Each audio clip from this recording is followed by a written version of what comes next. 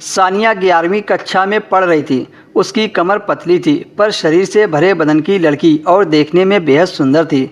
उसके कपड़े ज़्यादातर फिटिंग के नहीं होते थे। वह हमेशा रेडीमेड कपड़े ही खरीदती थी।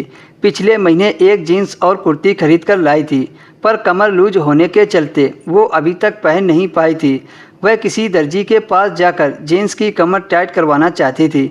एक दिन सानिया ने मम्मी से जीन्स टाइट करवाने के लिए पैसे मांगे तो उसकी मम्मी ने 50 का नोट दे दिया और ड्यूटी चली गई। सानिया एक मिडिल क्लास फैमिली से बिलोंग करती थी जहां मम्मी पापा दोनों ड्यूटी करते थे।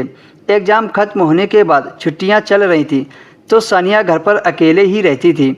उसके मम्मी पापा दोनों रात को ही घर आते थे। सानिया ने मम्मी से 50 रुपये लिए और पैंट उठाकर गली के पास जो दर्जी रहता था उन्हीं के यहाँ पहुँच गई। वे अंकल घर पर रहकर दर्जी का काम करते थे। इन दिनों उनकी फैमिली घर पर नहीं थी। वे लोग अपने ननिहाल घूमने के लिए गए थे। उस दर्जी की उम्र लगभग 30 साल के करीब थी। सुबह 10 बज रहे थे। गली में ज़्यादातर सन्नाटा पसरा था। सानिया अपनी जीन्स लेकर उस दर्जी के घर पहुंच गई। जब सानिया घर पहुंची तो उसने देखा दर्जी अंकल चाय नाश्ता करके कुर्सी पर बैठे थे। शायद उनके पास कोई काम नहीं था इसलिए कुर्सी पर बैठकर मोबाइल चला रहे थे। सानिया ने जाते ही बोला कि मेरी जीन्स की कमर टाइट कर दो। दर्जी ने एक निगाह सानिया के पूरे शरीर पर डाली और मजाक करते हुए बोला, कुछ खाया पिया करो मैडम, थोड़ी मोटी हो जाओगी तो सारे कपड़े फिटिंग के होने लगेंगे। सानिया ने कहा, अंकल खाती पीती तो खूब हूँ पर सेहत बनती नहीं है तो मैं क्या करूँ।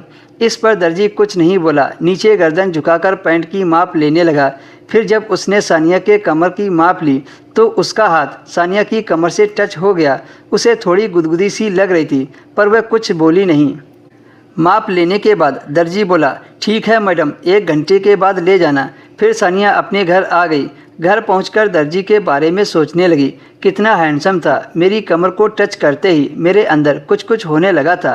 लगता है मुझे उससे प्यार हो गया है। सानिया ने 1 गिलास पानी पिया और बेड पर लेट गई। 1 घंटा पूरा होने के बाद सानिया फिर से दर्जी के पास गई। दर्जी ने सानिया को पैंट दी और कहा, पहन कर देख लो।